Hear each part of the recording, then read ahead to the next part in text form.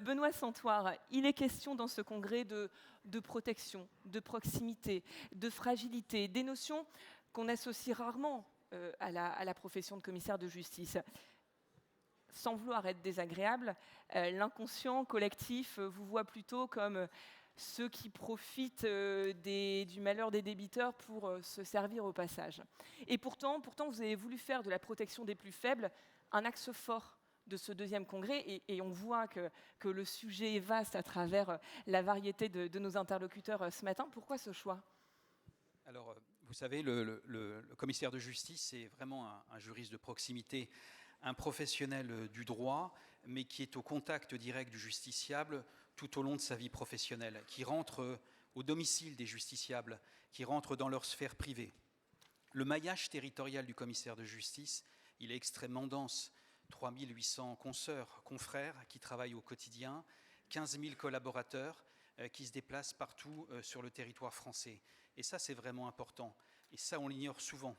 Comme on ignore souvent que finalement, nous sommes là aussi pour défendre les populations les plus fragiles. Par exemple, lorsqu'on recouvre des créances alimentaires, par exemple, lorsqu'on signifie des ordonnances de protection, ou par exemple, lorsqu'on participe à l'accompagnement des populations les plus fragiles grâce à l'aide juridictionnelle. Voilà toutes les missions que le commissaire de justice est amené à régulariser régulièrement et malheureusement qui sont toujours inconnues. À titre personnel, je suis président d'une Croix-Rouge, je l'ai été pendant longtemps, et cette notion de protection et de proximité, elle est extrêmement importante pour moi. Daniel Bal, proximité, protection, c'est deux notions sur lesquelles on a envie de vous entendre. Sur la proximité, on connaît le Crédit Mutuel comme une grande banque mutualiste, dont l'une des caractéristiques est l'importance accordée au réseau des fédérations régionales. Quels sont les apports, quelles sont aussi les contraintes de ce maillage? Et puis sur la notion de protection, le Crédit Mutuel a développé depuis le début de l'année le dividende sociétal. Ça veut dire qu'il alloue 15% de son résultat net au financement de projets de transformation environnementale ou solidaire. Cette année, il me semble que vous avez versé 17,5 millions d'euros à des associations comme les Restos du Cœur, oui, alimentaire. C'est une partie des 525 millions attribués. C'est ça. Comment vous inscrivez cette démarche dans la logique de profit propre à une banque, et comment on passe d'une position de spectateur à celle d'acteur de la vie de la cité engagé dans une démarche active vers les plus fragiles? Je vais commencer par votre première question. La proximité, oui, pour nous, c'est juste une réalité. Nous sommes implantés sur plus de 2000 caisses de crédit mutuel sur le territoire français, qui sont toutes des établissements de crédit autonomes et présents sur le territoire, avec une gouvernance très particulière, puisque chaque caisse locale de crédit mutuel a un conseil d'administration qui est composé de représentants des sociétaires élus chaque année en assemblée générale. Donc la proximité, on l'a forcément par nos dirigeants, on l'a par notre forte implantation, on l'a également par le lien que nous avons avec nos sociétaires et nos clients, et par le fait que chacun de ces sociétaires clients a un conseiller dédié. Donc ça veut dire la relation de proximité, elle est au moment où le sociétaire client vient nous voir, mais elle est tout au long de l'année, et le sociétaire client sait à qui il doit s'adresser lorsqu'il a un projet ou lorsqu'il a une difficulté. Donc ça, c'est un point important. La solidarité, c'est l'essence même de l'organisation que nous avons, une organisation coopérative et mutualiste, avec des valeurs fondatrices qui sont les valeurs de solidarité, de liberté, de responsabilité que nous mettons en œuvre aujourd'hui au quotidien. Vous parlez de ce dividende sociétal, c'est pas que nous faisons le choix aujourd'hui de devenir acteurs. Nous sommes acteurs depuis toujours, et simplement, il faut rappeler que le Crédit Mutuel a été créé d'abord en Allemagne, en Rhénanie, tout simplement pour faire preuve de solidarité à l'époque dans le monde de l'agriculture, aujourd'hui évidemment sur l'ensemble des populations et l'ensemble des agents économiques. Le dividende sociétal, donc 15% effectivement du résultat net consolidé du groupe qui est affecté à ce dividende sociétal. C'est une décision que nous avons prise fin 2022, que nous avons mise en œuvre déjà en 2023. Donc il s'agit effectivement de répondre aux urgences qu'il y a aujourd'hui sur le plan environnemental et sur le plan sociétal. Pour faire simple, dans ce dispositif, on a un dispositif d'investissement aux côtés d'entreprises ou sur des projets à fort impact environnemental ou sociétal.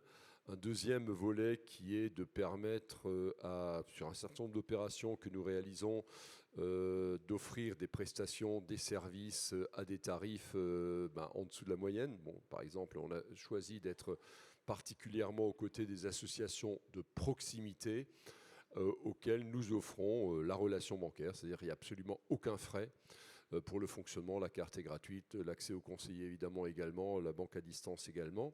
Et puis le dernier volet, celui auquel vous faisiez référence par rapport aux 17,5 millions d'euros que nous avons versés à des associations d'aide alimentaire, qui est un dispositif de mécénat. Et nous avons mis en place un budget de 70 millions d'euros de mécénat, qui sont des mécénats de proximité réalisés dans chacune de nos caisses locales de crédit mutuel, ou qui sont des opérations de plus grande envergure que nous réalisons au plan national. Monsieur a parlé de la Croix-Rouge. La Croix-Rouge fait partie effectivement des bénéficiaires des actions de formation. Les banques alimentaires. Avec les banques alimentaires, ce qui est très intéressant, c'est que dans l'accord que nous avons passé, nous faisons un versement à la Fédération nationale des banques alimentaires, mais nous avons voulu savoir quel est l'impact de proximité. On ne se refait pas, on est lié à la proximité. Donc comment les sommes que nous versons reviennent effectivement sur le terrain dans chaque banque alimentaire départementale. Merci Daniel Bal. Jérôme Lamy, la Banque des Territoires est juste à côté de vous. Voilà, merci. La Banque des Territoires est un partenaire fidèle, historique de la profession. Vous accompagnez les professionnels du droit, notamment dans leur digitalisation, dans la préservation du maillage territorial. Plus largement, votre institution est tournée par nature vers l'intérêt général, aux côtés des élus, aux côtés des personnes publiques.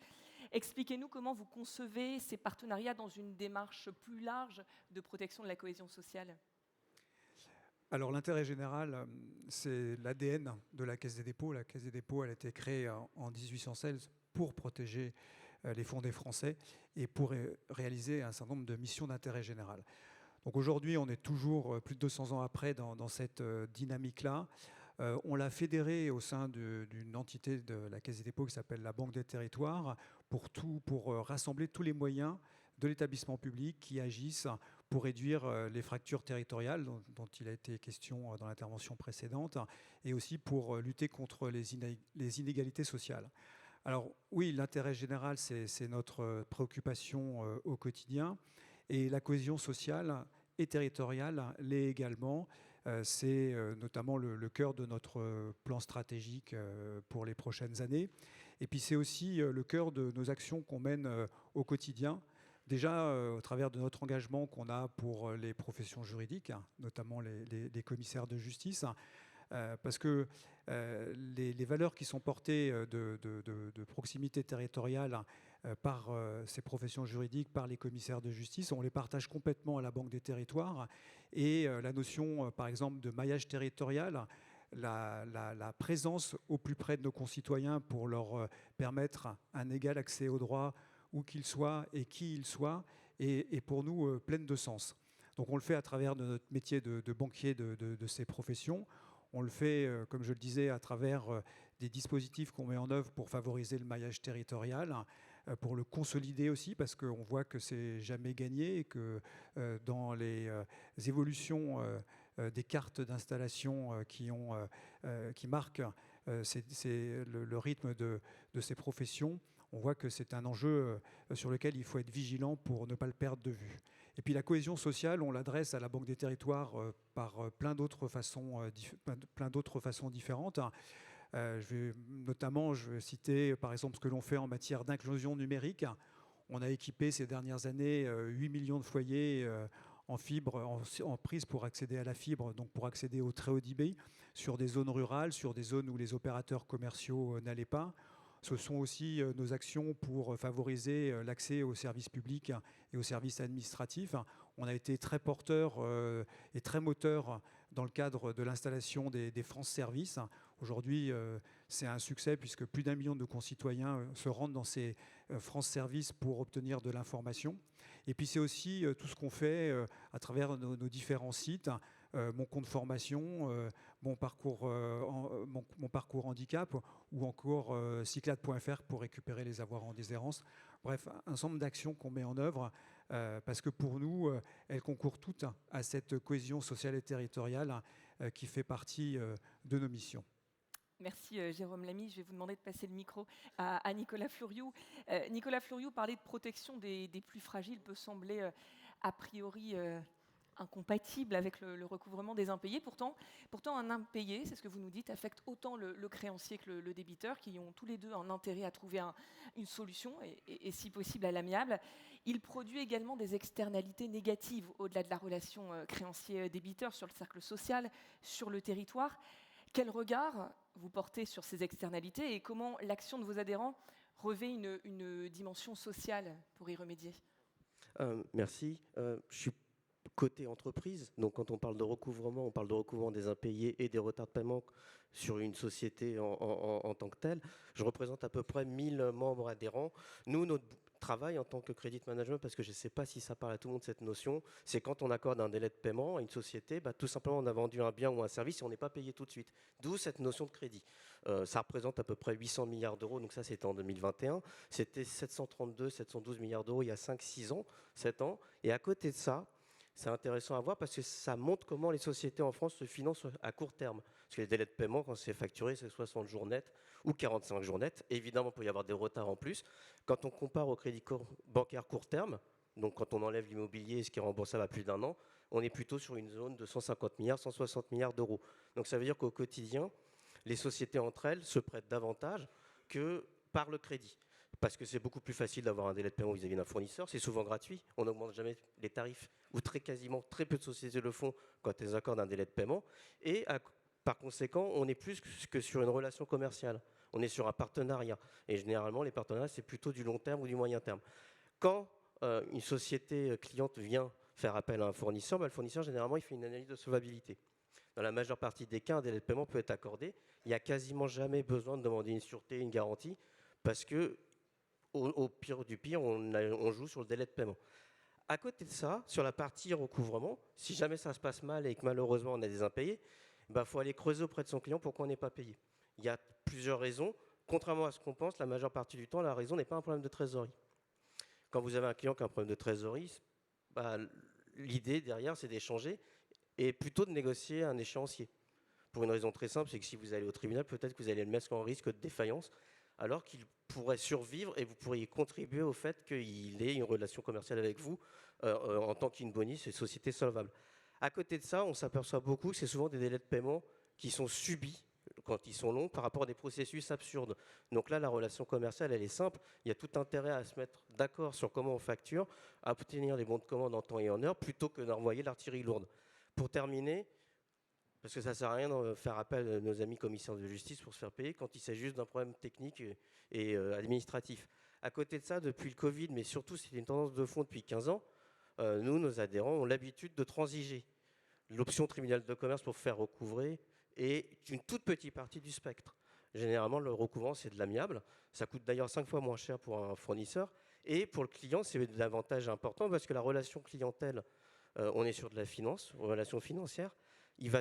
Ce client-là être gré et content et ravi d'avoir une relation, il a pu échanger et d'avoir trouvé une solution. On a vu avec le Covid que envoyer une mise en demeure, faire des reconnaissances de départ courrier, c'était plus possible. Et là, aujourd'hui, ce qui se passe, et c'était l'aboutissement, et j'ai quasiment terminé, c'est qu'on est davantage dans le but de transiger, d'accorder des délais de paiement, des échéanciers, peut-être de maintenir ou pas une relation, servir des commandes, plutôt que derrière trouver une solution de bloquant, parce qu'on a tout intérêt à perdurer, parce que dans la majeure partie des cas, il n'y a que 1%, voire 0,5% des sociétés qui font faillite en France. Donc par définition, la majeure partie continue, et on a tout intérêt à travailler encore avec eux. Merci Nicolas Fleuriou. Je vais me tourner vers vous à présent, Michel Pellier. Voilà, si c'est possible de transmettre le micro, merci. En tant que président de la Confédération générale des juges consulaires de France, vous êtes un témoin de premier plan de la vie, de la fin de vie aussi, économique des entreprises. Les tribunaux de commerce jouent un véritable rôle de vigie, de collecteur de données sur les questions d'impayés, de trésorerie, de faillite. Qu'est-ce que vous observez aujourd'hui et de quelle façon vous concevez l'intégration du commissaire de justice à la protection du tissu économique ? Merci de me donner la parole, c'est très aimable à vous. En même temps, je ne suis pas président de la confrérie, ce n'est pas une confrérie, c'est la conférence générale des juges consulaires de France, qui représente 134 tribunaux et seulement 3200 juges, c'est-à-dire infiniment moins que vous, messieurs les commissaires de justice, puisque j'ai compris de votre président que vous étiez un bataillon plus important, vous êtes 3700 de ce que je comprends. Monsieur le Président, merci d'avoir permis dans votre discours, que j'ai écouté avec attention, de nous dire que je pouvais vous parler sans filtre. Alors je vous écoute. Et je voudrais vous dire qu'à titre liminaire, je crois que le commissaire de justice n'a pas la place qu'il mérite dans l'écosystème. Une fois que j'ai énoncé cette assertion, j'ai envie d'imaginer une réponse. Le commissaire de justice, au-delà de ses compétences juridiques, est un psychologue qui, à ce titre, a un rôle bien plus important qu'il ne le croit dans notre société. Le commissaire de justice demeure aussi un spécialiste universel et, en cette qualité d'officier ministériel, est le seul compétent en matière de voie d'exécution, je l'ai entendu tout à l'heure. Mais il est trop souvent regardé sous cet angle, comme l'est malheureusement le tribunal de commerce, sous l'angle du droit des procédures collectives. Mais la réalité est tout autre, tant cette compétence n'est pas exclusive de l'exécution des décisions de justice. À ce stade, j'ai envie de vous faire 3 remarques, des reproches, des compliments et des encouragements. Acteur de la vie économique, vous ne pouvez pas avoir une position passive. Vous disposez dans votre boîte à outils de réels atouts méconnus. Pour autant, vous n'ignorez pas que seul le compte qui rapporte dans l'entreprise est le compte client et que la première cause des défaillances des entreprises est précisément à rechercher dans la défaillance du recouvrement du compte client qui représente 25% des procédures collectives. Tous les autres, vous le savez, ne sont que des comptes de dépenses. À ce titre, vous disposez de qualités pour participer aux règles qui gouvernent le crédit interentreprise et vous devez, à ce titre, participer à la gestion du besoin en fonds de roulement des entreprises et celle de sa trésorerie. Trop d'entreprises négligent la protection du compte client, qui est pourtant le gage général des créanciers. Il n'est pas admissible que des créances demeurent en souffrance et il n'est pas acceptable que, demeurant en souffrance, elles deviennent douteuses et il n'est pas acceptable de ne pas conserver à l'esprit que le paiement est le prix de la course. Vous savez qu'au-delà de vos compétences directement liées à la protection du compte client, vous êtes un acteur qui participez ou peut participer au fardeau de la preuve, au surplus en matière commerciale, où chacun sait que la preuve se rapporte par tout moyen. La force probante du procès-verbal de constat qui entre dans vos prérogatives, Monsieur le Président, est un élément essentiel et utile à l'office du juge, pour autant que sa rédaction est limpide et rende l'office du juge plus aisé. Le commissaire de justice, lorsqu'il dresse un procès-verbal de constatation et rédige son procès-verbal, doit, autant que cela est possible pour lui, c'est-à-dire impossible, se placer dans le cerveau du juge pour apporter les éléments concrets et tangibles qui vont lui permettre de nourrir factuellement la motivation de la décision de justice qu'il va rendre. J'en ai terminé, mais tout de même, le procès-verbal est établi sur requête par ordonnance au visa de l'article 145, en est une illustration éclatante. Pour répondre à votre question précisément, il n'y a pas à concevoir l'intégration du commissaire de justice à la protection du tissu économique. Sa présence et son implication sont par essence naturelles, tant vous disposez, messieurs, chers maîtres, de compétences et de crédibilité que vous ne devez pas bouder. Ce sont mes compliments et si je peux me permettre, ne craignez pas de vous rendre lisible et visible. Je vous remercie. Merci. Merci Michel Péguier. Avant de vous redonner la parole, Benoît Santoire, j'aimerais qu'on ait aussi le point de vue d'Intermarché, le vôtre. Olivier Touzé, Intermarché, c'est une enseigne qui est bien connue des Français et vous faites part de votre votre volonté d'agir sur le pouvoir d'achat dans le contexte qu'on connaît, et ce contexte de sursaut inflationniste. Au-delà du facteur prix, vous devez également intégrer à votre offre les nouvelles attentes des consommateurs en termes de qualité environnementale, de mode de production éthique, responsable, d'évolution aussi des modes de consommation de certains produits. Est-ce que vous pouvez nous en dire plus sur la façon dont vous intégrez les normes de soft law comme la RSE, la responsabilité sociétale des entreprises, à côté des règles de droit qui s'imposent à vous, et comment caractériseriez-vous une économie éthique ? C'est déjà un vaste programme que va nous annoncer là. Donc, je ne vais pas faire de compétition dans les chiffres. On a la chance d'avoir 3500 chefs d'entreprise, donc la proximité, on la connaît bien. Nous, on a une dimension globale. Hein, vous le savez, on a un grand distributeur. On fait partie de la famille des grands distributeurs en France. Donc, les enjeux économiques, on les connaît, challenger face à nos industriels. Et on a aussi cette proximité. Donc, il faut qu'on travaille sur les deux niveaux. Le niveau global, nous, on a des grands combats. Hein. On a le combat du climat, parce que ça, c'est un sujet. L'eau, le carbone. Hein. Là, on a intégré l'eau dans nos démarches. Avant, on n'avait pas l'eau. On a mis le carbone. On a mis l'eau, pardon, le carbone, la biodiversité. On est d'abord un distributeur alimentaire. On est même industriel. Donc, toute la transition alimentaire, pour nous, c'est important. Hein, c'est la santé des consommateurs au travers de cette transition alimentaire.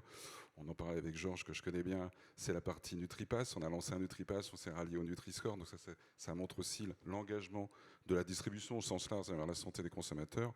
Un sujet très récent et qui nous challenge tous les jours, c'est l'économie circulaire. Hein, on produit des déchets, on a des emballages, donc il faut qu'on travaille sur l'économie circulaire.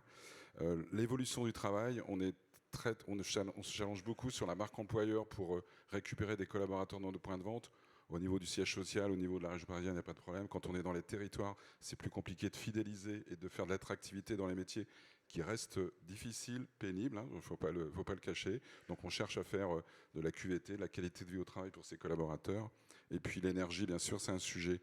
Alors comment on a fait le lien entre cette globalité, ces grands monstres qui pèsent entre 30 et 40 milliards de chiffre d'affaires, et un point de vente qui fait un petit point de vente entre 5 et 10 millions de chiffre d'affaires, et c'est grand, on a trouvé un levier, c'est d'emmener nos chefs d'entreprise dans un label qui s'appelle le label commerçant responsable.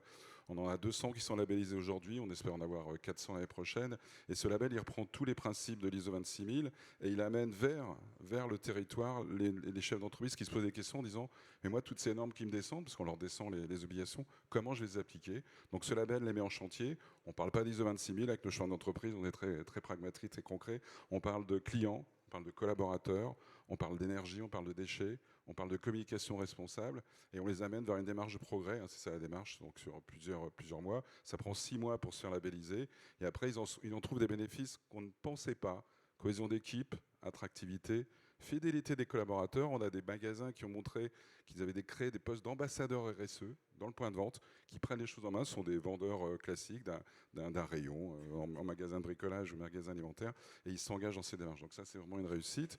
Je reviendrai tout à l'heure sur l'aspect plus économique. On reste un discounter, donc il faut qu'on se fasse la part d'intégrer ces normes.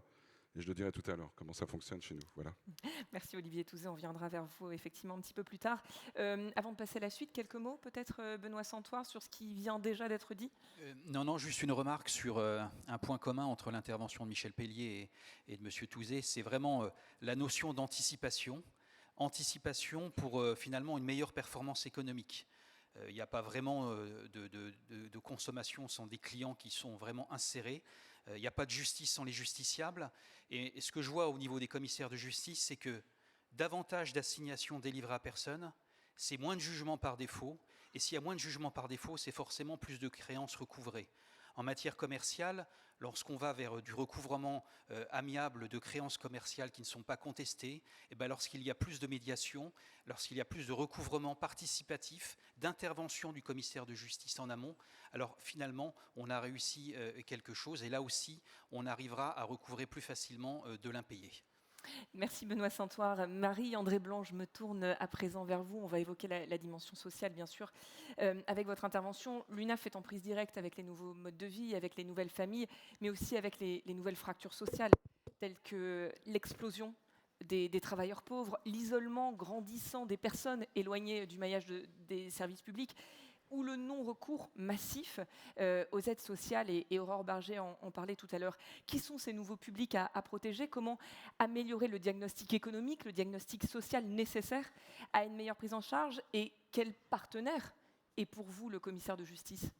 Alors, si vous me le permettez, un petit mot de présentation sur l'UNAF, parce que je suppose que tout le monde ne connaît pas l'UNAF, donc l'Union nationale des associations familiales, et nous sommes le représentant officiel des 18,5 millions de familles qui vivent sur le territoire. Nous sommes présents dans chaque département, y compris en Outre-mer. Donc là aussi, service de proximité. Et quand un département connaît des difficultés d'éloignement, eh bien, nous avons des antennes également pour être au plus près des familles. Alors l'UNAF, peut-être connaissez-vous le réseau, c'est 6 000 associations familiales adhérentes, c'est environ 600 000 familles, mais surtout nous accompagnons des personnes vulnérables puisque nous sommes le premier réseau gestionnaire de mesures de tutelle et de curatelle. Nous accompagnons 160 000 personnes sous tutelle et curatelle, mais pas que, parce qu'effectivement, nous sommes l'institution familiale, nous sommes les experts de la réalité de vie des familles, tout simplement, et nous offrons évidemment de nombreux services aux familles sur l'ensemble du territoire. Entre autres, nous travaillons effectivement beaucoup avec la ministre Solidarité Famille, Aurore Berger, sur tout ce qui peut être le soutien à la parentalité. Donc, et bien sûr, des nouveaux publics, nous en rencontrons tous les jours, des publics, des familles qui connaissent une rupture familiale, évidemment une séparation. Je pense que là, c'est une des causes d'appauvrissement des familles.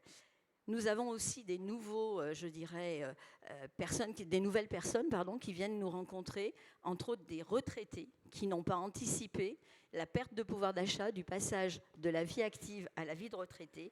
Et puis, bien sûr, l'augmentation des dépenses contraintes, que sont bien sûr le loyer, mais le logement, l'énergie, le transport, l'alimentation. Les collègues en ont fait mention tout à l'heure. Et quand on a des familles avec enfants, c'est elles qui sont le plus impactées dans tout ce qui peut être évidemment les dépenses alimentaires. Et puis, c'est un petit peu mon étiquette de rural. Effectivement, c'est la perte de tous les services publics dans les territoires ruraux, mais pas que. Et là, on voit très bien qu'il y a des personnes qui s'isolent elles-mêmes et qui sont très, très démunies parce que, voilà, des matérialisations de ces services-là, ils ne sont pas à même, évidemment, d'être, je dirais, au fait de tous ces changements. Alors, il y a une possibilité, effectivement, parce que nous, on va toujours se situer dans le préventif. Et je pense que c'est très important que les commissaires, aujourd'hui, qui sont réunis, eh bien, sachent que, voilà, on peut agir en amont dès l'instant où on peut nous orienter des personnes qui connaissent des difficultés. Et entre autres, nous sommes aussi, je suis désolée de faire la promotion de l'UNAF, mais nous sommes le premier réseau de points conseil budget. 500 points conseil budget en France, nous en détenons quelques 230. Et tous ces services de points conseil budget sont en fait, si vous voulez, pilotés par des salariés, par des professionnels, où là, les personnes que nous recevons, qui sont évidemment reçues de façon confidentielle, eh bien, peuvent, avec nous, construire un budget. On leur apprend à construire le budget, à regarder quelles sont les recettes, quelles sont les dépenses, évidemment, leur pointer du doigt les dépenses contraintes. Le logement, entre autres, est une contrainte. Pourquoi ? Parce que si vous n'avez pas un toit au-dessus de la tête, eh bien, quelque part, vos enfants peuvent être placés, alors que la famille n'est pas pour autant violente ni nuisible envers ses enfants. Mais quelque part, il y a cette problématique-là. Construire, gérer un budget, on s'aperçoit que de plus en plus, et quels que soient les âges de la vie, eh bien, les personnes ne connaissent plus, ne savent plus. Donc, à ces points conseil budget, évidemment, on parle du budget, mais aussi on va aller voir l'ouverture des droits. On va regarder avec ces personnes si les droits sont ouverts, quelles sont les formalités qu'elles ont faites, ou les formalités qu'elles ont tenté de faire et où elles ont laissé tomber parce que c'était beaucoup trop compliqué pour elles. Je prends un exemple tout simple. Compléter une IAS-CERFA pour demander une allocation logement, même si on a un étudiant de 20 ans, eh bien vous en avez énormément qui vous disent « Non mais c'est trop compliqué pour moi, j'abandonne, de toute façon je n'aurai pas droit, etc., etc. » Donc on est là aussi, si vous voulez, pour les aider, les accompagner, et puis bien sûr les accompagner dans quelque chose qui est aussi très mal vécu pour eux, c'est la procédure de surendettement, qu'on aimerait voir appelée procédure de désendettement. Parce que quelque part, c'est repartir sur un nouveau pied, c'est reconstruire avec eux. Donc voilà, s'il y a un rôle que les commissaires de justice peuvent avoir, eh bien, c'est de connaître nos services. On est présent dans tous les départements, y compris en Outre-mer, je le rappelle, et nous orienter des familles, parce qu'on peut être effectivement un facilitateur. Et là, je me tourne vers la Banque des Territoires. Ce n'était pas prévu dans mon intervention, mais puisque vous êtes là, je vais en profiter. Nous sommes aussi, les UDAF, ont des services de microcrédit social personnalisé, où là, on peut accorder un microcrédit, valeur maximum 5 000 €, même si vous avez une faible capacité de remboursement. Mais c'est au prix aussi apprendre, avec ce microcrédit, à gérer son budget, puisqu'il y a un accompagnement social qui est lié, et puis bien évidemment de faire en sorte de responsabiliser ces personnes. Et quelque part, ce microcrédit, il permet quelquefois de réparer la voiture, d'acheter peut-être le scoot qui va permettre à la personne d'aller au travail, ou tout simplement d'acheter un costume si on veut rentrer, par exemple, dans un service de restauration, etc. Donc voilà un petit peu tout ce qu'on est en train de mettre en place, tout ce qui est mis en place, mais toujours dans l'intérêt de la personne et dans l'accompagnement de la personne. Il n'y a pas de stigmatisation chez nous, pas du tout. Les portes des UDAF sont ouvertes à toutes. Merci Marie-André Blanc. Ce qui vient d'être dit, Guy Geoffroy, ça doit résonner chez vous en tant qu'élu, bien évidemment. Alors, élu quand même, c'est assez rare pour le souligner, apprécié des Français. Vous faites quand même partie des rares élus en qui les Français ont confiance, les maires. La contrepartie de ça, c'est que vous êtes, comme on dit, à portée de baffe, et malheureusement, on l'a vu récemment dans l'actualité, au sens propre, parce que vous gérez le quotidien des administrés. Et en ce sens, vous êtes les témoins directs des fractures de la société, du recul des services publics évoqués un instant Marie-André Blanc, des inégalités qui se créent, des inégalités qui persistent. Comment vous voyez ce rôle d'agrégateur de tout ce qui a trait à la vie sociale de nos territoires ? Alors, merci tout d'abord au Congrès d'avoir invité les maires de France. Alors, on parlait chiffres tout à l'heure, on entendait 3 000, 3 700, nous sommes 35 000. Et si j'évoque cela, c'est parce que, en prenant connaissance de la thématique de votre congrès, je me suis demandé pendant une demi-seconde si je n'étais pas de retour au congrès des maires de France qui a eu lieu il y a 3 semaines. Parce que proximité et protection, si ça n'est pas la définition première de l'action quotidienne, nous ne sommes pas que témoins, nous sommes acteurs de la vie locale. Donc, si protection et proximité ne sont pas nos fondamentaux du quotidien, je pense que je ne sais pas ce que c'est qu'être maire alors que je le suis depuis 28 ans. Et j'ajoute aux 2 dimensions de proximité qui ont été très clairement exprimé tout à l'heure, et je vous remercie de l'avoir fait, une 3e dimension de proximité qui est celle du maire. C'est la dimension proximité dans le temps.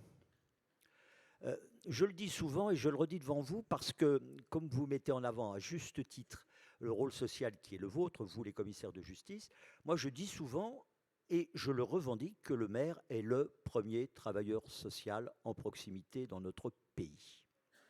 Et si je parlais des 35 000 maires, c'est qu'il y a au moins dans notre pays 35 000 travailleurs sociaux qui sont en permanence en proximité, non pas seulement à portée de baffe, comme on le disait tout à l'heure, mais à portée des réalités de chaque seconde de nos concitoyens, avec des demandes qui se transforment de plus en plus en exigences et qui sont des demandes de réponse, et des demandes de réponse dans un calendrier le plus court possible. Le maire, c'est qui ? C'est celui qui, le matin, quand il arrive dans son bureau pour ses premiers rendez-vous, reçoit la personne qui attend un logement depuis plusieurs mois, quelquefois plusieurs années quand on est en zone tendue, et qui pense que le maire a dans un tiroir les clés du logement qui lui seront remises à la fin de l'entretien. Le maire, c'est celui qui, le quart d'heure ou la demi-heure suivant, va recevoir, comme je l'ai fait hier, cette personne qui vous explique avec toutes les raisons qui font de la légitimité de sa demande qu'il n'est pas normal que sa situation en tant qu'étranger sur notre territoire ne soit pas encore régularisée, et qui pense que nous avons la décision entre les mains, ou que si nous ne l'avons pas, nous avons autorité sur le préfet pour que la décision soit prise dans le quart d'heure, la demi-heure ou les quelques jours qui suivent. Le maire, c'est qui ? C'est celui qui vit sur le territoire de sa commune. On sait où il habite. Et certains de nos collègues ont vécu, je l'ai vécu dans des conditions qui n'étaient pas trop dramatiques, mais qui malgré tout frappent l'esprit. On sait où il habite, et on vient quelquefois, d'une manière ou d'une autre, demander des comptes à toutes les autorités publiques au domicile du maire pour obtenir ce qu'on n'a pas obtenu ou se faire justice soi-même quelquefois. Je ne reviens pas sur les exemples dramatiques que nous avons connus récemment. Le maire, c'est celui qu'on rencontre au marché. Moi, ça fait 60 ans que je fais le marché. Je le faisais avec ma maman quand j'étais petit. J'adore ça. Et mon épouse sait que quand je vais au marché, mon marché dure une demi-heure de plus que le marché d'une autre personne qui n'est pas maire et qui va acheter la même chose que moi. Parce que le maire, c'est celui qui, quand il croise quelqu'un, a immanquablement au marché la remarque suivante. Monsieur le maire, je sais que vous êtes en train de faire votre marché, je ne veux pas vous déranger, mais je voudrais vous poser une question. Hein, le maire, il doit avoir un calepin, ou alors il doit avoir une bonne mémoire. Hein, il doit prendre en note ce qui lui a été dit quand il allait chercher son pain, quand il était à Intermarché, où je vais très fréquemment, vous le savez, ou lorsqu'il va dans son marché communal. Hein, et puis le maire, c'est celui chez qui on sonne quelquefois le dimanche matin à 10h, et pas obligatoirement dans les communes rurales, dans les communes comme la mienne, 22 000 habitants, on vient quelquefois sonner à 10h du matin parce que on n'a pas d'autre réponse apporter à son drame, à sa préoccupation, que celle d'aller sonner chez le maire pour lui demander s'il peut nous aider. Nous sommes le premier travailleur social. Nous sommes le conciliateur de tous les inconciliables. Hein, nous sommes ceux qui ont la clé de tout et qui sont connus à deux titres qui sont magiques, qui pour ceux qui nous interpellent le sont. Le premier titre, c'est officier de police judiciaire. Si vous essayez de regarder quelle est la capacité du maire officier de police judiciaire à faire œuvre de justice sur son territoire, vous êtes très fort. Hein, voilà un intitulé qui nous met dans la panade dès le moment où il a été prononcé, parce que derrière le mot l'officier de police judiciaire, il y a tout, alors que pour nous, il n'y a rien. Et pas plus que n'importe quelle autre autorité publique en charge de respecter le code de procédure pénale et tout ce qu'il entraîne comme obligation de la part d'une autorité comme celle que nous représentons. Le maire, c'est celui qu'on vient voir quelquefois en premier comme confident.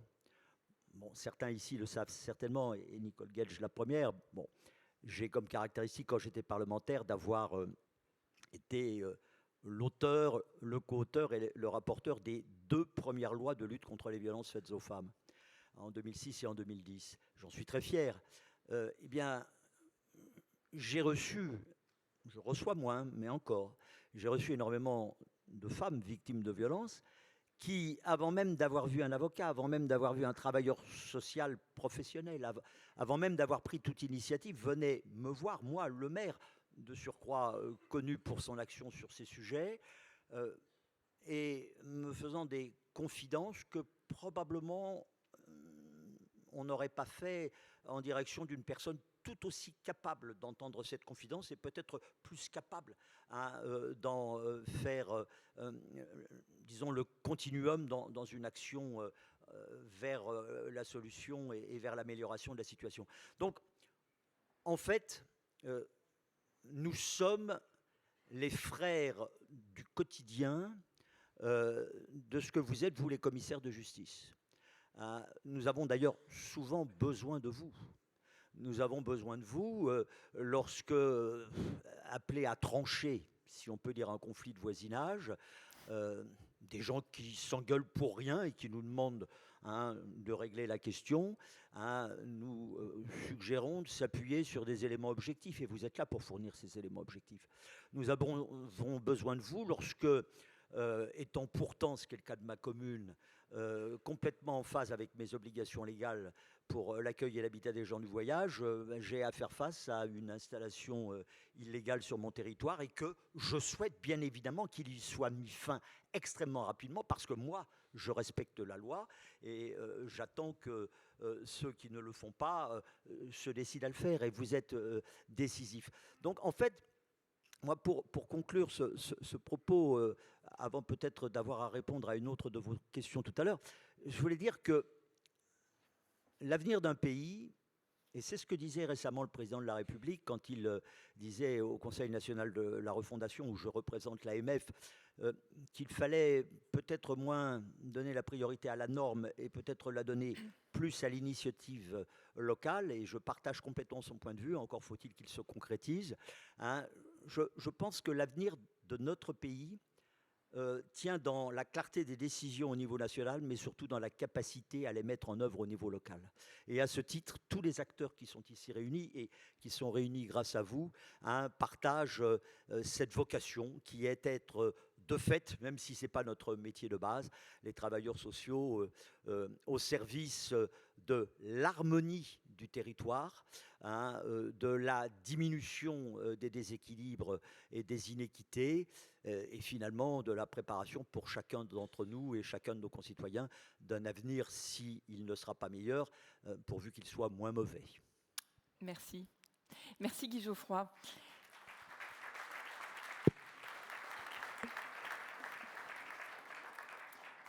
On va aborder à présent la deuxième partie de cette table ronde avec un autre aspect de la thématique, à savoir la protection. Benoît Santoire, on est dans une époque où l'intelligence artificielle investit des champs de plus en plus larges des relations économiques ou sociales et où les données disponibles sont démultipliées. Comment le commissaire de justice peut améliorer la protection des entreprises et des justiciables et comment concrètement vous pensez demain, tous sur cette scène, pouvoir travailler de concert ensemble ? Alors moi, je suis très attentif, si vous voulez, à la fracture numérique. J'exerce en milieu semi-rural et alors moi, mon épouse ne veut plus m'accompagner sur le marché du tout. Parce que c'est vrai qu'on est en contact direct et on doit répondre à beaucoup de questions. Mais la fracture numérique est importante encore chez nous, en Meuse, je le vois. Et la défenseur des droits rappelait dans son dernier rapport de 2022, je crois qu'il y a 17% d'électronisme en France. Donc ce n'est pas anodin. Ensuite, je crois que le commissaire de justice, par anticipation, doit vraiment être dans un travail de collecte raisonnée d'informations. Nous l'avons vu avec la loi Kasbarian, dans le cadre de la prévention de l'expulsion, on a donné au commissaire de justice extrêmement important de collecte de données socio-économiques. Et je crois qu'il faut peut-être réfléchir à ce que ce périmètre d'action, de collecte d'informations soit étendu par les pouvoirs publics pour justement permettre une certaine resolvabilisation de nos justiciables poursuivis et finalement aider à une meilleure protection sociale. Voilà des questions que je pose aujourd'hui. Merci Benoît Santoire. Jérôme Lamy, le président Santoire parlait de la loi Kasbarian qui a changé un certain nombre de dispositifs relatifs au logement. On sait que la Banque des territoires est un partenaire privilégié des collectivités territoriales, actrices de premier plan de la politique du logement. Quel regard vous portez sur les spécificités de cette politique sur le plan social et quels pourraient être les leviers d'action pour lutter contre le mal-logement et pour concevoir une véritable politique d'un vivre ensemble ? Alors, il y a beaucoup de questions dans votre question. Déjà rappeler le cadre je parlais du logement social et le groupe Caisse des dépôts.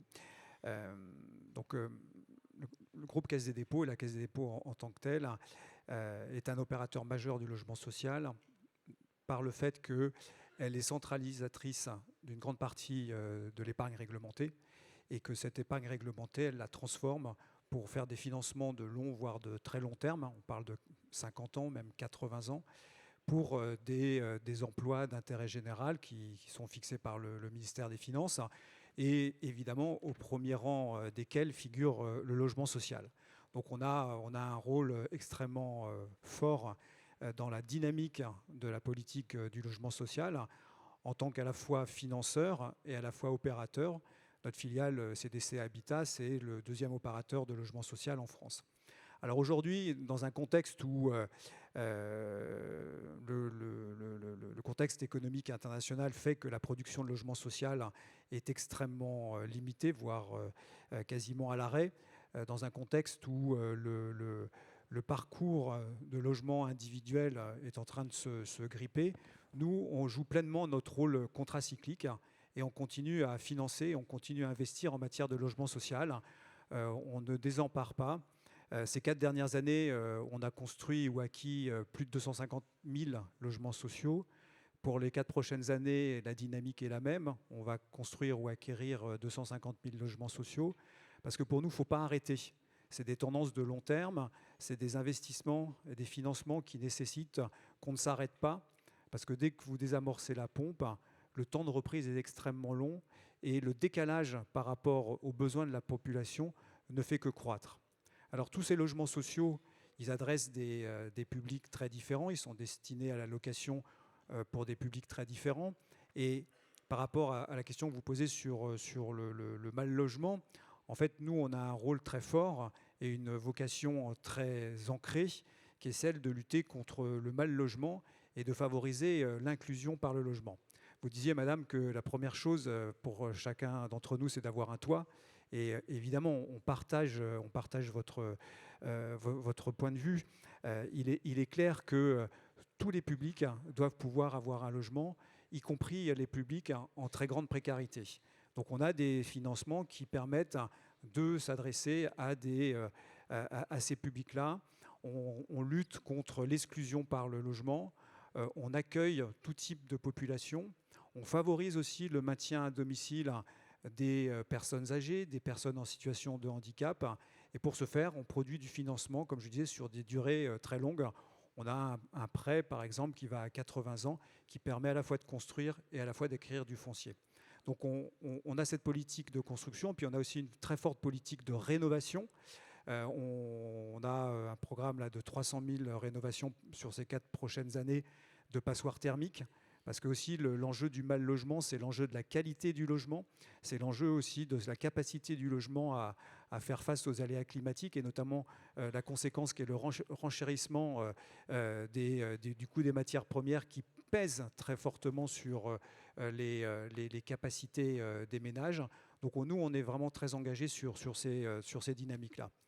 Alors évidemment, on n'est pas tout seul, on est dans un écosystème où déjà les collaborations, les coopérations, où la fédération des acteurs est une réalité. Il faut sans doute aller plus loin pour aller plus loin sur la résorption du mal logement et avoir un vrai mieux vivre ensemble à travers cette politique de logement.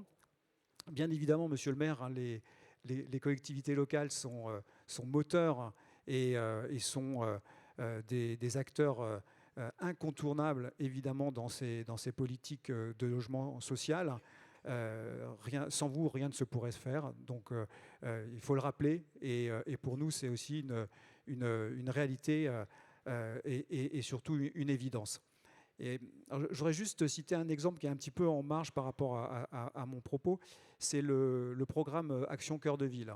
C'est un programme qui a été lancé il y a plusieurs années, qui consiste en fait à redynamiser les centres-villes de villes moyennes. Il y avait 222 villes qui étaient initialement embarquées dans le programme, puis il a bien fonctionné, donc d'autres villes l'ont rejoint. La Banque des Territoires est intervenue sur près de 5000 opérations dans le cadre de ce programme. Et si j'en parle, c'est parce que c'est un programme qui, au début, avait vocation à redynamiser le commerce en centre-ville. Ce commerce qui est parti dans les périphéries, dans les entrées de ville. L'objectif, c'était de se dire, s'il n'y a plus de commerce en centre-ville, le centre-ville meurt. Donc le premier jalon de ce programme, c'était sur le commerce, comment réimplanter du commerce en centre-ville. Et très vite, les acteurs de ce programme et les élus les premiers se sont rendus compte que pour pouvoir faire revenir le commerce, il fallait aussi résorber le logement insalubre, reconstruire, faire revenir les populations dans les centres-villes. Voilà. Donc tous ces enjeux pour vous dire que oui, le mieux vivre ensemble, c'est une réalité, c'est une préoccupation et c'est par l'action concertée de tous les parties prenantes qu'on arrivera à progresser sur ces enjeux vraiment majeurs pour nos concitoyens. Merci. Merci Jérôme Lamy. Vous allez pouvoir passer le micro à Daniel Bal. Daniel Bal, je reviens vers vous parce qu'on parle à présent de pratiques à risque dans lesquelles les banques interviennent en début de chaîne, en prêtant de l'argent, et en fin de chaîne, en recouvrant. Comment vous conjuguez votre vocation mutualiste et sociale auprès des sociétaires tout en mettant en œuvre des procédures coercitives telles que le recouvrement? Comment vous détectez, comment vous accompagnez les clients qui sont en difficulté ou en décrochage? Et on sait par exemple que les banques peuvent être partie prenante des dispositifs de détection précoce des exploitations agricoles en difficulté. Le métier du banquier, comme de l'assureur, c'est de prendre des risques. Donc c'est clair que c'est la base de notre activité. Et ce risque, on doit justement le mesurer. Donc dès le moment de l'octroi d'un crédit, à nous de vérifier. On n'a pas vocation à emmener notre client en situation d'insolvabilité et que l'on réalise un prêt à une entreprise, à un professionnel, un prêt à l'habitat pour le particulier ou même un crédit à la consommation. L'objectif est qu'il se rembourse sans aucune anicroche et sans avoir aucun recours, et notamment à des procédures de recouvrement. Donc ça, c'est la première chose. Après, on a des éléments qui nous permettent, dans la vie d'un prêt, de suivre, lorsqu'il y a des incidents, d'essayer de trouver les solutions le plus rapidement possible. Bon, je pense notamment au crédit à la consommation, où nous avons le plus souvent des incidents. On se rend compte qu'intervenir très vite pour chercher tout de suite la solution avec le client est le meilleur moyen justement d'aller ensuite vers des procédures de recouvrement. Et c'est l'étalement de la dette, c'est regarder s'il n'y a pas d'autres arbitrages à faire dans le budget, c'est avoir ce contact dont je parlais tout à l'heure avec le conseiller dédié pour regarder ce qu'on peut trouver comme solution. Ce que je vous dis là, c'est vrai aussi pour les entreprises, c'est vrai également pour les exploitations agricoles. Lorsqu'il y a une difficulté, parlons-en pour trouver la solution. Vous parlez des éléments prédictifs. Effectivement, notamment sur les clients particuliers, on a évidemment des clients qui sont en situation de fragilité ou qui sont en train d'entrer dans une situation de fragilité. Et là, nous avons mis en œuvre des moyens de telle sorte à pouvoir avoir des informations suffisamment en amont. On parlait tout à l'heure d'intelligence artificielle, et là, l'intelligence artificielle nous aide aujourd'hui parce qu'on a plein de données sur nos clients. On voit comment l'évolution d'un compte peut avoir des conséquences. Donc, on met tout ça ensemble, ce qui nous permet ce qui permet à notre conseiller dédié, toujours à lui, d'avoir une information suffisamment tôt en avance en disant attention, là il y a un signal faible, c'est le moment de rencontrer le client pour trouver des solutions. Avec des solutions qui sont des échelonnements de créances, avec parfois des solutions lorsqu'on a des clients qui ont un petit peu trop abusé sur certaines dépenses, de dire là il va faire autrement. Lorsqu'ils sont tombés en situation débitrice de manière excessive, on peut mettre en place un découvert échéancé où on peut trouver une solution pour que ça ne coûte pas trop cher non plus, regarder sur les incidents qu'il peut avoir de telle sorte à ne pas l'impacter. Donc ça, c'est vraiment un travail de fond qui est nécessaire et qui est fait au quotidien. Et c'est le meilleur moyen, justement, d'éviter d'avoir des dossiers qui vont en recouvrement, voire en contentieux. Et même en recouvrement, on a toujours d'abord, qu'il s'agisse des particuliers, des entreprises ou des professionnels, d'abord des procédures de recouvrement amiables. Et on appelle ça d'ailleurs, lorsqu'il s'agit du marché des professionnels, d'un médiateur. Et le rôle qu'il a est d'être justement le médiateur, de penser bien entendu aux intérêts de la banque. L'argent qu'on prête est quand même pas le nôtre, mais c'est celui de la collectivité, donc il faut qu'on recouvre. Mais également de penser à l'intérêt du professionnel, parce qu'on a toujours intérêt à ce que le professionnel puisse trouver une solution. C'est notre responsabilité en tant qu'acteur de la vie économique que l'entreprise puisse poursuivre, que le professionnel puisse poursuivre.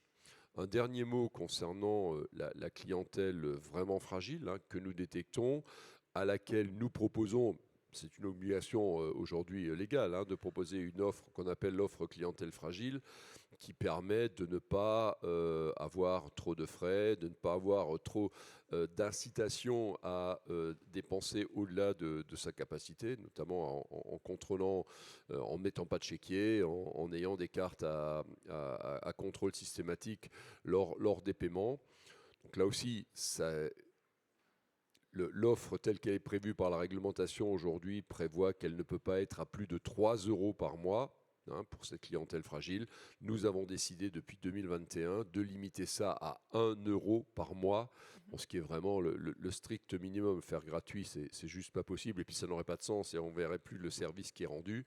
Mais là aussi, pour justement aider, on est dans cette logique de pouvoir réduire la charge pour la clientèle fragile. Merci, la clientèle Daniel. fragile, c'est vraiment... On a des textes, on a les règles qui nous sont imposées par le superviseur, mais même lorsque je suis avec le superviseur, je dis oui, tout ça c'est bien, mais la vraie réalité, et on revient au thème de la table ronde, c'est la proximité et la volonté de protéger. Et ça, c'est dans le dialogue également entre le conseiller et le client qu'on trouve la meilleure réponse.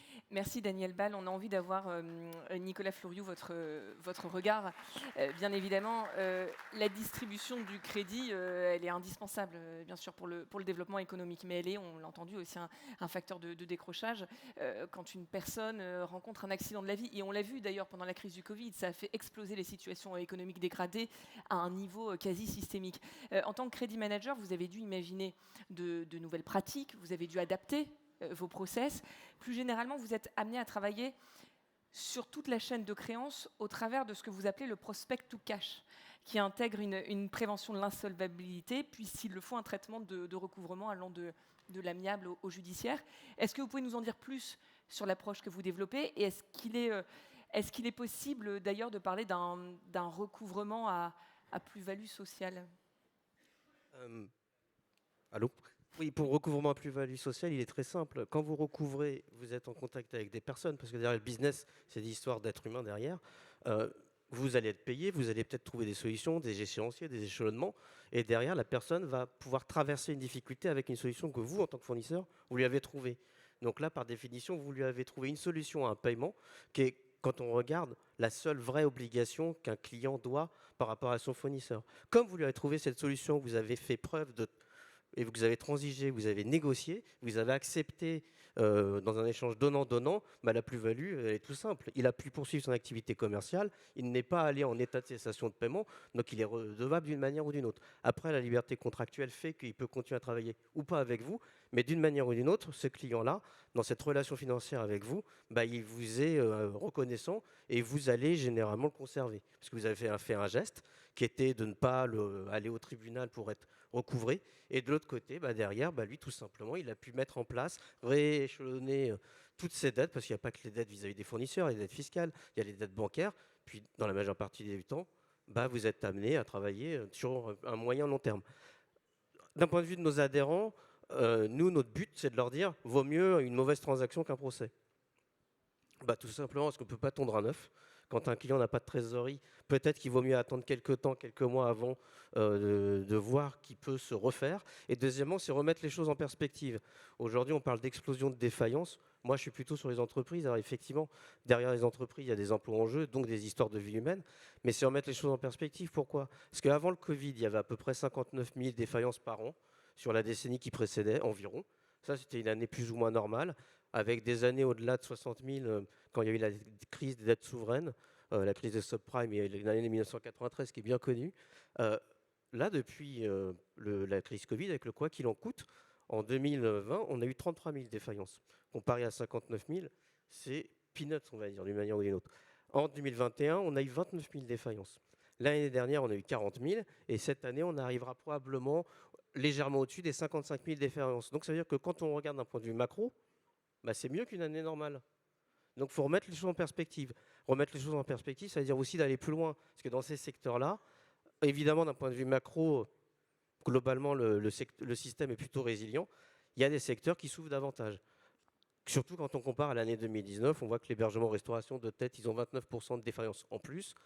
L'agriculture, bizarrement, est inférieure à les années 2019, mais derrière ces données de ces bilans, c'est de rappeler aussi qu'à peu près 90% des défaillances concernent des sociétés qui ont 1 ou 0 salariés. Et quand c'est une, c'est souvent la personne qui a créé la société. Donc il faut remettre tout ça en perspective pour dépassionner le débat. Pourquoi ? Parce que derrière, l'aboutissement d'un impayé, ce n'est pas la faillite du client et par effet ricochet, la faillite du fournisseur. Dans la majeure partie des cas, ça se passe bien, il y a une survie. Donc c'est pour ça qu'on met l'accent aussi vis-à-vis de nos adhérents, de leur apporter toutes les billes sur qu'est-ce qui peuvent être mis en amont avant d'aller au tribunal de commerce pour assigner en paiement. Automatiquement, il y a l'amiable en interne, donc téléphone et autres. Et après, il y a un moment où on a besoin d'un intermédiaire, d'un médiateur. Et c'est à ce moment-là qu'on va faire appel à des commissaires de justice qui vont aller sur le terrain. De facto, premièrement, ils sont une preuve aussi des réalités du fondement de la facture. Deuxième point, ils peuvent aussi faire médiateur, parce que dire peut-être que le client n'a pas payé pour une histoire qui n'a rien à voir avec un problème de trésorerie, c'est peut-être une histoire de litige. Troisième point, la négociation, je ne sais pas si vous avez vu, mais récemment, pour les créances civiles inférieures à 5 000 €, le législateur a imposé le fait de passer par une médiation externe ou conciliation ou une troisième possibilité. Ça veut dire que c'est intéressant parce que d'un point de vue globalement et macro, ça va permettre de désengorger les tribunaux. Ça règle aussi les conflits de voisinage du reste de cette législation.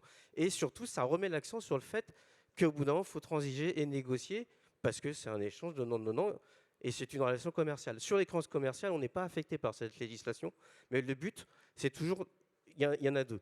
Côté client, c'est éviter qu'ils arrivent dans une situation dramatique, un redressement, une liquidation, une sauvegarde. Côté fournisseur, c'est simple. Il y a 53 milliards d'euros de créances impayées recourables chaque année. Une bonne partie de ces créances aurait pu être anticipées et payées sans arriver à ce résultat clinique qui est 53 milliards d'impayés. Et donc, du coup, un fournisseur, il a tout intérêt à transiger, négocier et échanger. Vis-à-vis de nos adhérents, nous, c'est de leur apporter toutes les billes, parce qu'on va dire qu'il y a à peu près une quarantaine de sous-procédures collectives. Donc, il faut leur expliquer quels sont les tenants aboutissants, qu'est-ce qui est possible et qu'est-ce qui n'est pas possible. Aujourd'hui, je peux vous garantir que quelqu'un chez nous qui serait connu pour relancer une créance qui a plus de 5 ans et qui est prescrite se ferait tirer dessus. Parce que c'est illégal et il faut remettre les choses aussi dans ce sujet-là. Donc, derrière, je ne peux pas m'engager auprès de 1000 sociétés, mais je peux m'engager à leur donner la bonne parole. D'un point de vue fournisseur, nous, on dit deux choses. Une société cliente doit payer ses fournisseurs dans des délais impartis, ne pas abuser de son statut pour imposer un délai de paiement long, ne pas abuser non plus de son statut pour ce qu'on parle des délais d'émission de facture. C'est des éléments qui empêchent l'émission de la facture dans les temps. Ça peut prendre 1 mois, 2 mois, 3 mois. Au niveau de nos adhérents, j'ai fait un petit calcul, ça représente des centaines de millions d'euros de factures qui sont décalées dans juste l'émission. Comme le délai de paiement court à partir de l'émission, ça décale donc du coup les paiements, les rentrées de cash, et d'une manière ou d'une autre, ce n'est pas du tout intéressant pour le système économique. Donc, nous, notre but, c'est de leur dire mieux vaut transiger, leur apporter les billes, et puis leur dire que de toute façon, c'est tout leur intérêt, c'est de faire en sorte que chacun se paye en temps et honneur, et trouver des solutions derrière. Merci Nicolas Fleuriot. Olivier Touzé, les pouvoirs publics ont considérablement renforcé les dispositifs de prévention ces dernières années. Vous nous avez parlé tout à l'heure de RSE, de la responsabilité sociétale des entreprises, mais le mieux consommer, c'est aussi un facteur de stabilité économique.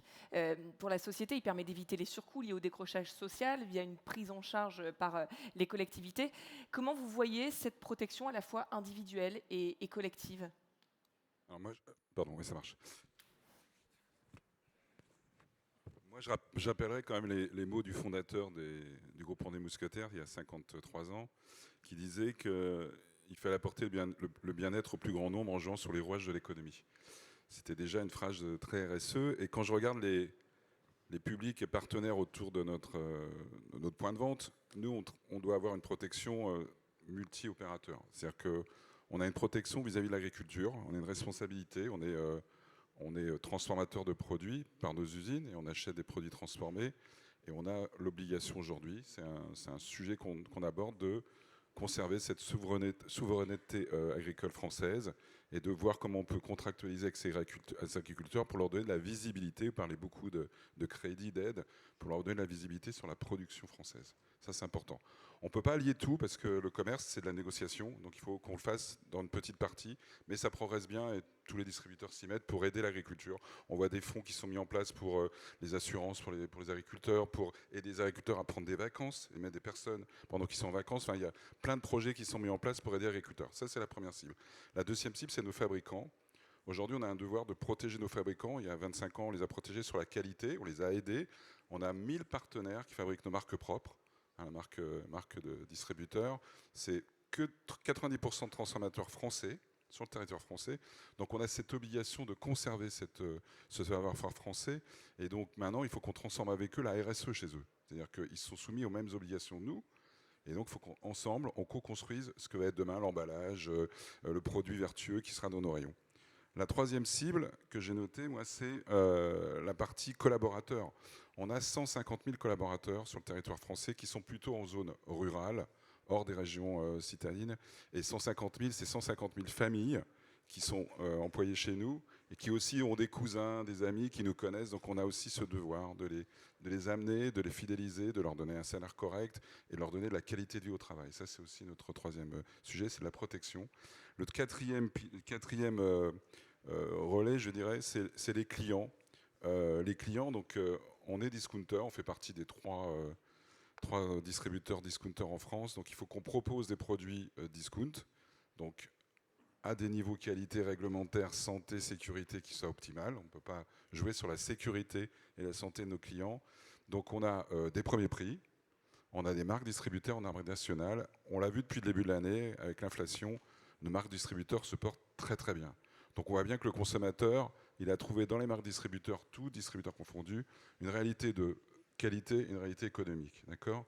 Et donc ça c'est important. Et il faut qu'on amène ce discount sur les produits plus vertueux. Et ça, l'équation n'est pas facile. C'est-à-dire faire monter en gamme ces produits avec des RSE qui sont de plus en plus, moins d'emballages ou des emballages qui sont vertueux, qui sont recyclables, recyclés, des produits qui viennent de France, et mettre ça au niveau d'un standard conventionnel. Je prends un exemple que vous connaissez tous, c'est les codes des œufs coquilles. Aujourd'hui, vous avez le 0, 1, 2, 3. Le 0, c'est le bio. Le 1, c'est le plein air. Le 2, c'est au sol. Et le 3, c'est le malheureux œuf en cage, hein, d'une poule pondue en cage. Aujourd'hui, il faut qu'on amène... Le 3 est en train de disparaître.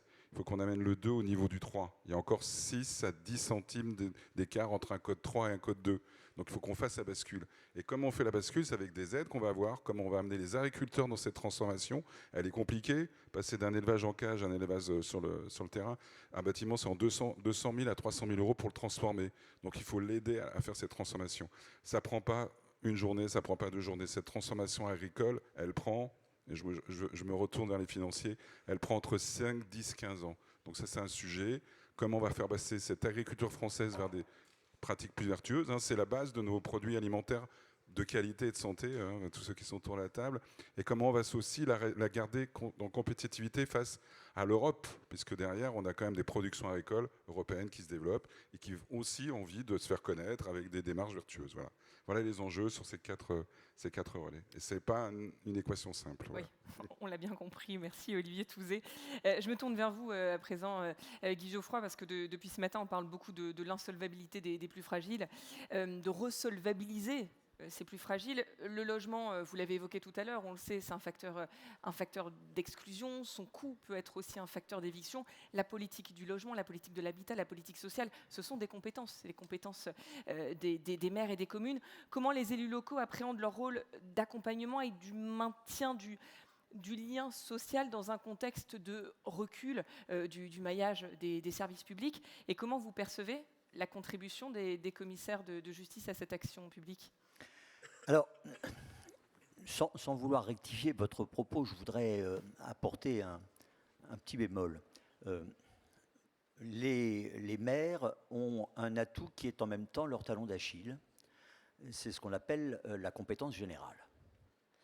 Vous savez que du fait de la décentralisation, les diverses collectivités ont reçu de l'État des compétences. L'éducation nationale fait en sorte que les collèges relèvent dorénavant des départements, les lycées des régions. Nous, on a une caractéristique qui est celle des gens du bout de la chaîne et du début de la chaîne. Donc de cette proximité dont on parlait tout à l'heure, c'est qu'on ne nous interdit rien, on nous permet tout. Ce qui ne veut pas dire qu'on est capable de tout. Hein, et quand vous évoquez politique sociale et politique du logement, en évoquant le fait que ça fait partie de nos compétences premières, eh bien non.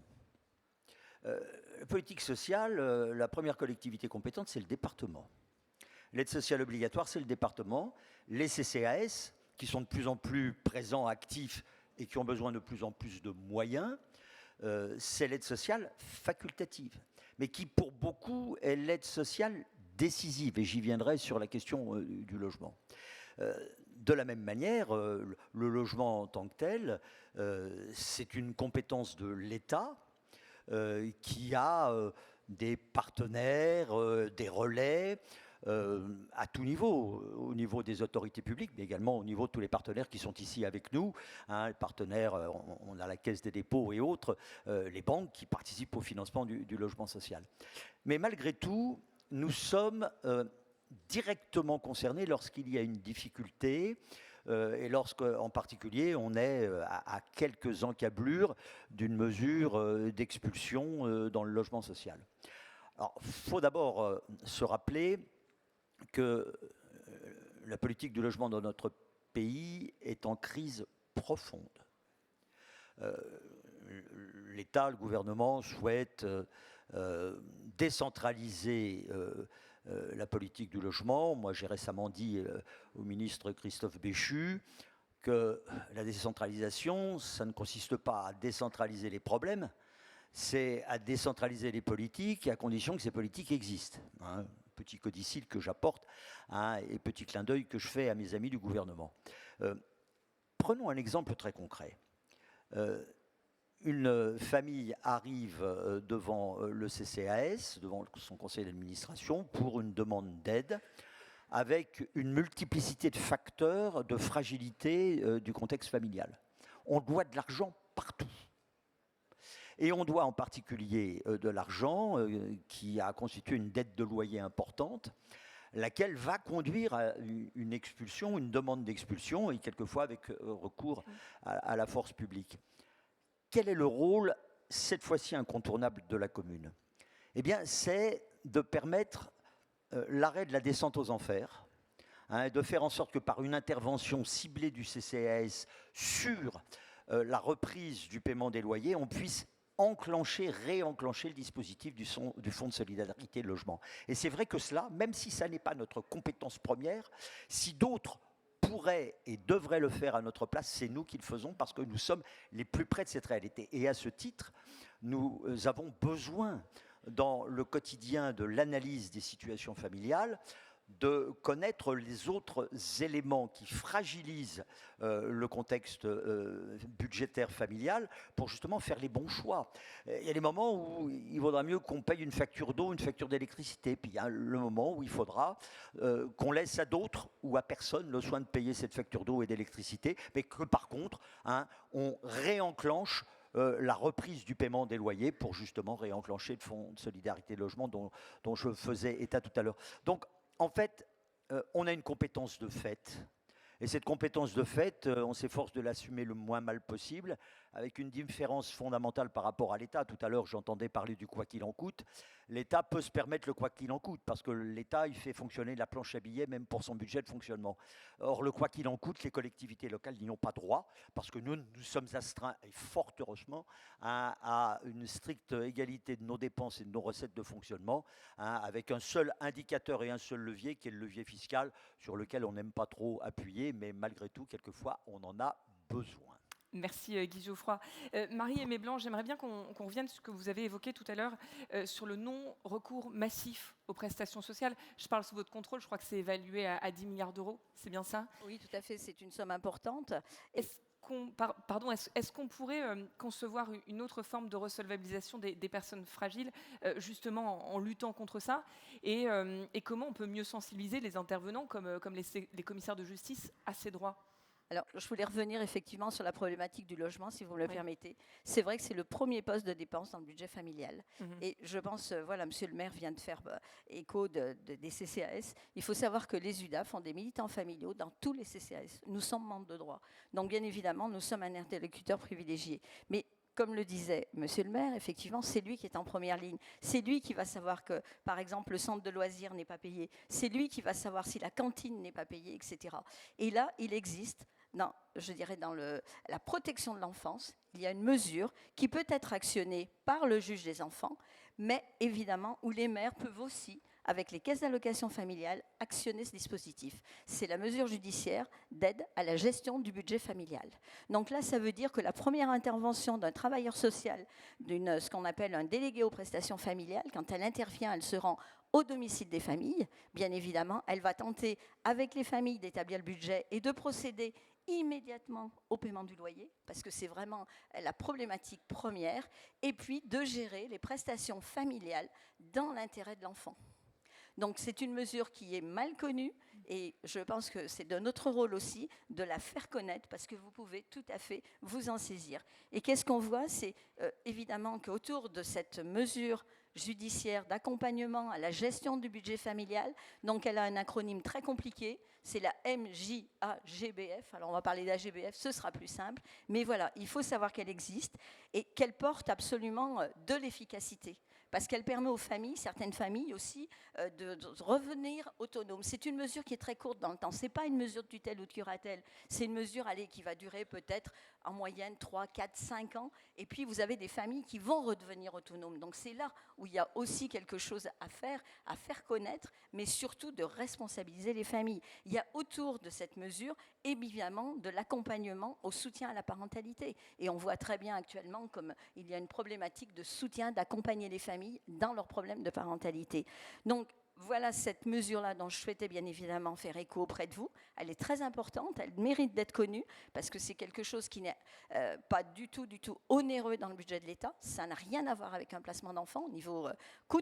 Et je vais vous dire que dans mon département, par exemple, qui est un petit département, nous avons actuellement une centaine de mesures à GBF et nous accompagnons 400 enfants.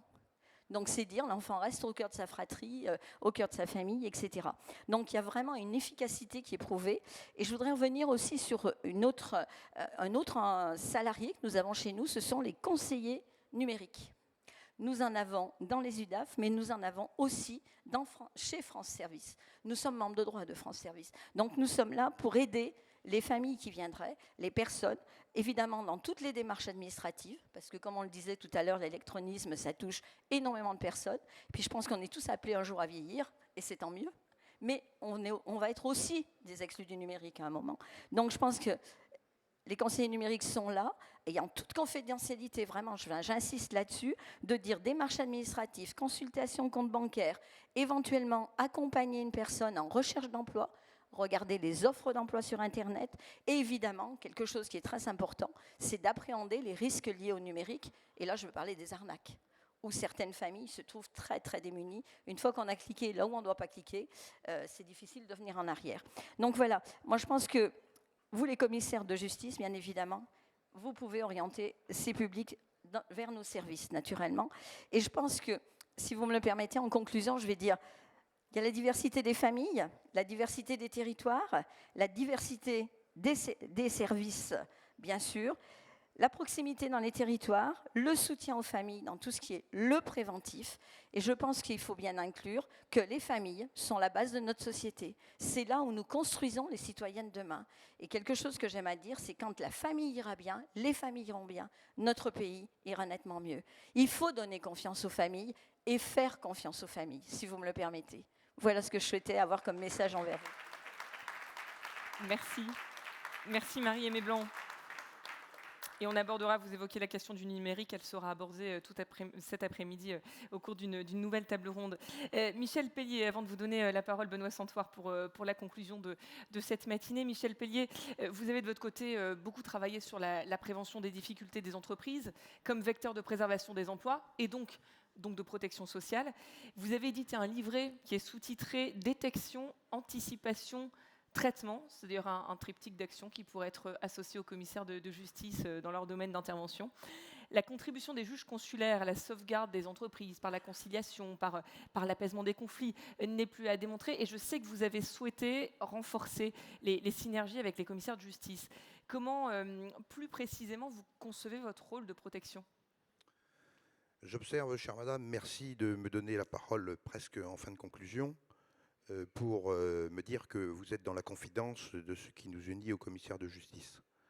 Et puis j'observe qu'en même temps, au moment où je vais m'exprimer, la salle est de plus en plus clairsemée, alors que je vais revenir à des dures réalités économiques qui sont en divorce probablement avec tous les propos que j'ai entendus ce matin, même si finalement j'y ai trouvé un dénominateur commun en ce que toutes les personnes qui sont ici sur cette scène ont de toute façon un niveau d'acuité d'écoute par rapport aux souffrances, que ce soit de la souffrance personnelle, que ce soit de la souffrance du monde de l'économie. Mais en réalité, chère madame, vous me provoquez, puisque... J'oserais pas.